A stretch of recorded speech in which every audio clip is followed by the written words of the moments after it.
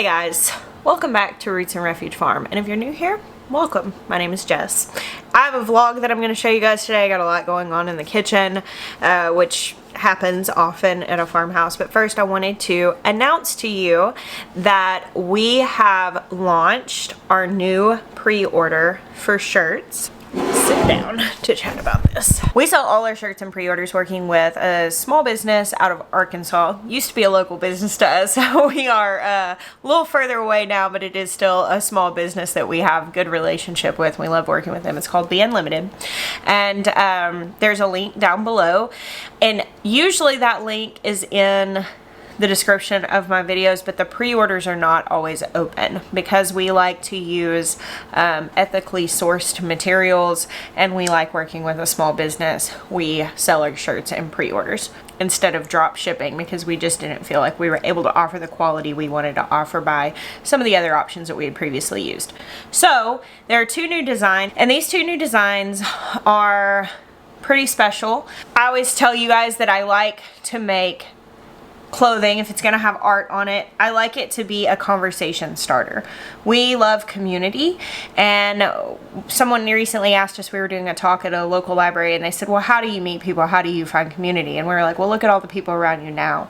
A lot of times you're going to find people who are crucial to your homesteading journey at a farmer's market or at a Home Depot or at a talk at a library, and all it takes is connecting, maybe on social media, getting to know each other, swapping some seeds, maybe going in together and doing some meat birds. You just never know where those relationships are going to go, and finding like-minded people is so important. So we love creating clothing and merch that has those noticeable designs, the Roots and Refuge thing on it, and we have heard some really cool stories about people seeing someone else wearing a shirt that they recognized as ours in a store. Hey, you like Roots and Refuge? Oh, are you growing food? And it leads to a relationship, and it builds community. So today, the two new designs are kind of loosely based on a recent video that I did called The Urgency to Grow Food. And that video was kind of addressing the current buzz topic about food shortages and kind of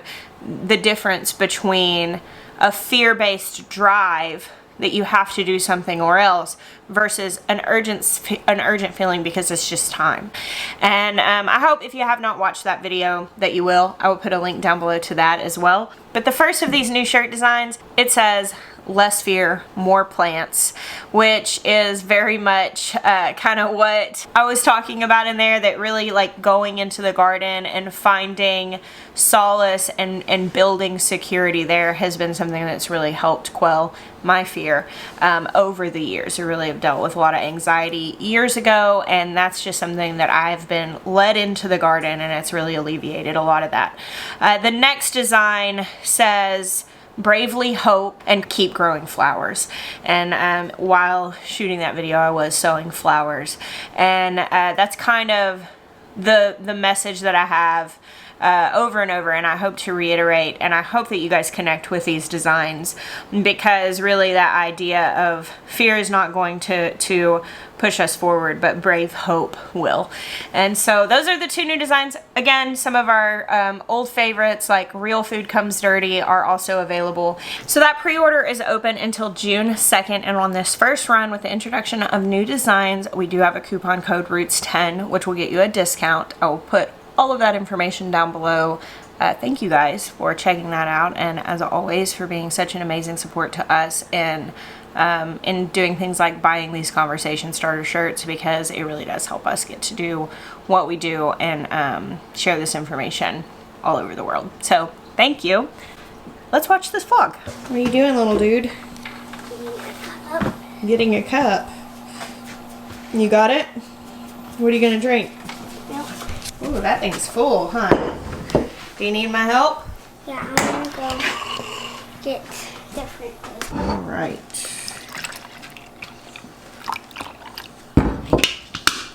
Bear sees the milk and starts licking his lips. So my kids have unlimited milk access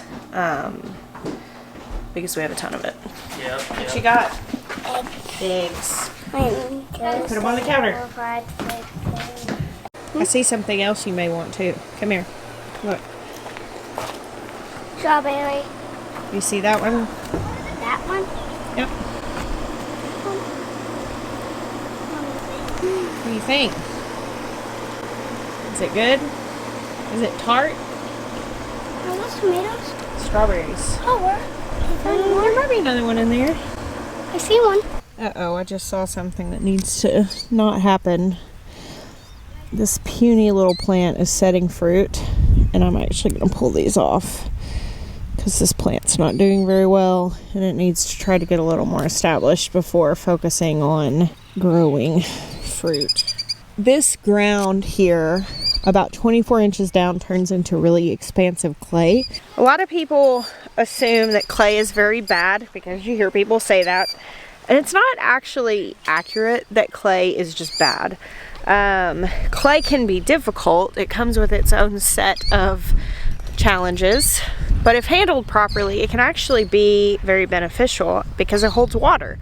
The thing that I had to do this year is some of my tomatoes, which we had planted very deeply, where the clay wasn't quite as far down, the plants just kind of shriveled up. So I had to replant them like new plants, shallow. Because like I haven't pruned any of these yet, but you can see like some of them are thriving. Like that's a really healthy looking tomato plant. These look really great. Some of them are still very small because I had to replant them because they were too deep and shriveling up and drowning. And that little puny guy was setting fruit, so don't want that. So a lot of times we say, like gardening, to pick the first blossoms off whenever you have plants. That's not actually the hard and fast rule. It's not always pick first blossoms off. It's allow plants to get established with good roots before they set fruit. So if your plant looks healthy and it's obviously like rooted well after being transplanted, you can let it set fruit. There's not like a certain rule of how big it needs to be or where it needs to be. It just needs to be healthy and getting established, which that tiny little plant that I just picked those fruits off of was obviously still not quite thriving. All right guys, I've got a busy day going on in my kitchen today, and I'm going to show you guys. This is going to be one of those kitchen days that kind of stretches over a couple of days, and Asher's birthday is tomorrow. So I pulled out some bones. I was going to start bone broth, but I think I'm going to wait. I'm just going to let them thaw. I'll probably start my bone broth. I'll let it thaw out and maybe roast them tomorrow or the next morning and then start the process, because Asher's going to have friends come over. And I don't know if you've ever made bone broth, but it is a fragrant experience. So down here, I've got a roaster oven here. I've got another one here. I actually own a third one I loaned to a friend of mine to make broth, but 2 is all I really need for how much I'm making. And I am going to get that going right now. I'm just going to let these bones thaw out, but I do it in the roaster oven. I made a video a long time ago showing that process. I'll put a link to it, and maybe I'll pull my camera out and make another video. So here I have some Mylar bags and oxygen absorbers. And right now, I've only got 2 bags set up. Now, once you open this package of oxygen absorbers, they start absorbing oxygen. So I think there are 10 in this package, 10 or 12, I can't remember. But I usually try to have 10 or 12 bags filled and ready to drop these into and seal off for when I open it. So right now, these just have cinnamon sticks in them. I had a big old bulk bag of cinnamon sticks, which I put some in a jar just to use. And then I'm going to seal off these 2 bags split in half because those will last a good while sealed from oxygen. So another thing that I've been doing today is going through my bulk herb store. Lots of different herbs that are for medicinal uses. Here, this is a I don't know if I'm saying this right, but uva ursi leaf. But that's like for urinary tract health. Y'all know I've shared before that I deal with some issues with that. This is fennel seed. So normally I go through my bulk herbs and kind of just assess everything in the fall before like cold and flu season. We were moving you know, the end of last summer. And so I bought a lot of remedies. Like normally I do make a lot of things, make a lot of teas and all that, but since everything was sort of in upheaval, I bought a lot of things. I did make elderberry and fire cider, but otherwise I bought a lot of tinctures and stuff like that. But now that I'm getting settled, we're kind of getting some spaces worked out to be able to store stuff. We got all our shelves up. I'm going back through and kind of looking at where I'm at on my herbal remedies and the things I like to keep. Now, I just opened this bag and put it in this jar, and I had bought a package of Mylar bags that were smaller, and I actually don't know where they got put. So sometimes Maya tidies up after me and then I can't find things. So when he gets home, I'm gonna ask him where he might have stuck those. But I think I'm gonna split up some of these big containers of herbs and put some in smaller Mylar bags to be able to save them. Here I have a beef soup bone that I was thawing out. Probably gonna get this thawed and just make a pot of beans tomorrow with that. This is my real kitchen, you guys. That is very unsafe. Put that where. I know I don't have any very small children that can pull things off of counters anymore, but you know, that's still there. So another thing I've been doing today is really looking for inspiration, and I want to talk to you guys about that. Now, when I have kitchen days, I just want to share my process with you guys because maybe it'll be helpful to somebody. If you're going to grow food and you are seeking food security and to live more sustainably, you're just going to spend a lot of time in the kitchen. Cooking stuff from scratch is time consuming. It just is. And for me, I have told you guys before, I have at times really struggled with attention issues and staying on track and just kind of flitting around to 100 different things. And so this was probably one of the biggest adjustments for me moving into a sustainable lifestyle. I always liked to cook before, but preserving and keeping things made from scratch on a steady flow and the routine of it, the monotonousness of it, it was a little bit hard for me to adjust into. So I'm going to share like the big tip for me. Now here on my laptop, I have a video pulled up by a YouTuber called Mary's Nest. And this is just a video that she just put up recently. I love Mary's Nest. I watch her frequently, especially when I'm doing kitchen days, even if she's showing how to do something that's different than what I'm doing. And the reason for that is I feel very inspired by her. She's very calming, and when she shares things like she's doing this top 10 superfoods and she's explaining why each of these things is good to keep and the best way to buy it, the best place to buy it. And it's very encouraging, inspiring, and being a person that monotony is hard for, inspiration is important. So if I'm going to spend all day in the kitchen doing 10 different things that I have to stay inside all day and finish these things, having something that's making me inspired and making me want to be in the kitchen helps me.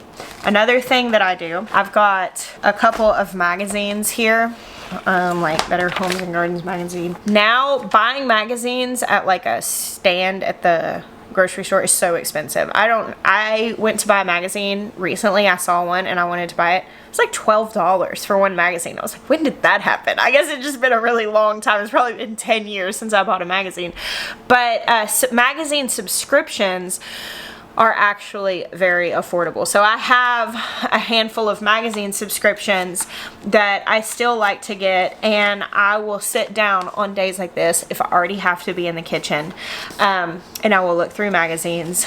Again, searching for inspiration. I'll find really great recipes. I'll mark things that I want to make.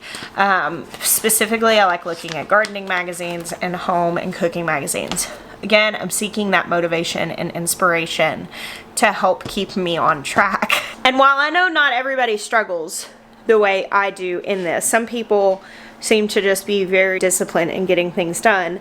I do know a lot of people ask me regularly, well, how do you do all this? How in the world are you getting all these things done?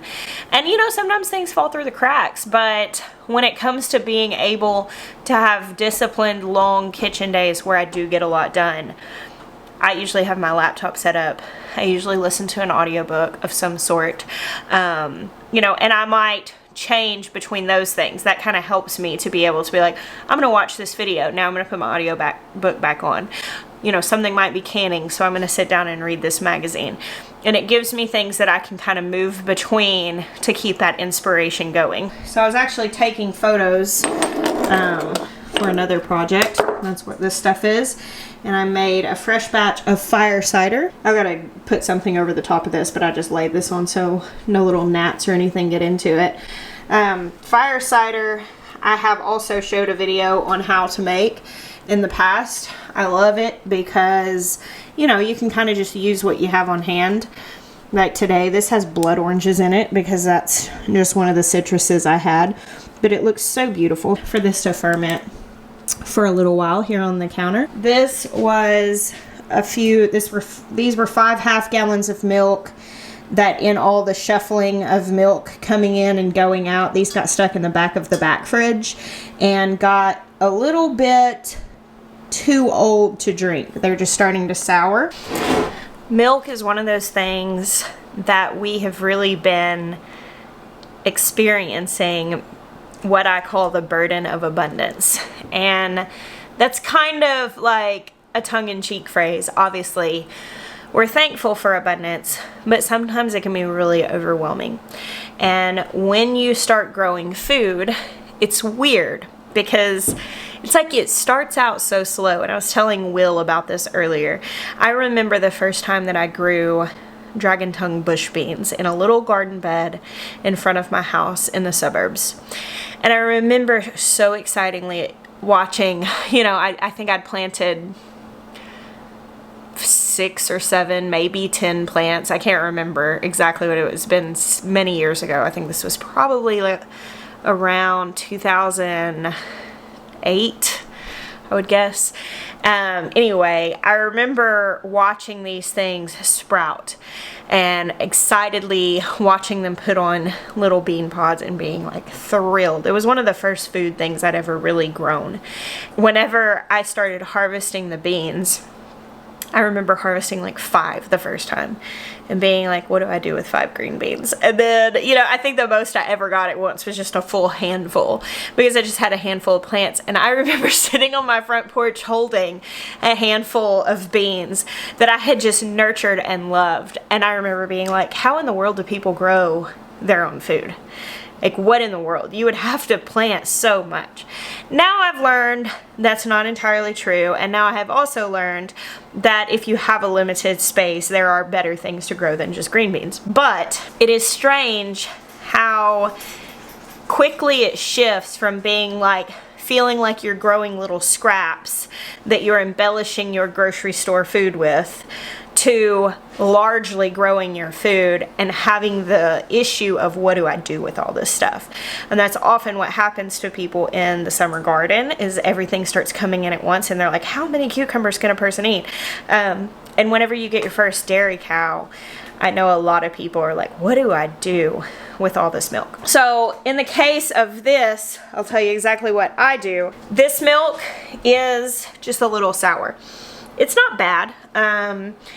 I don't want to drink it. I don't want to just, you know, turn it up and drink it, especially not when there's so much fresh milk in the house and fresh milk coming in every day. And there are a number of things you can do with slightly soured milk, and I've done different things at different times. But the thing I did here is I skimmed all the cream off of this milk. Cream has more sugar content in it than the milk itself, so it tends to sour later than the milk itself. So your milk will taste sour before your cream does, in my experience.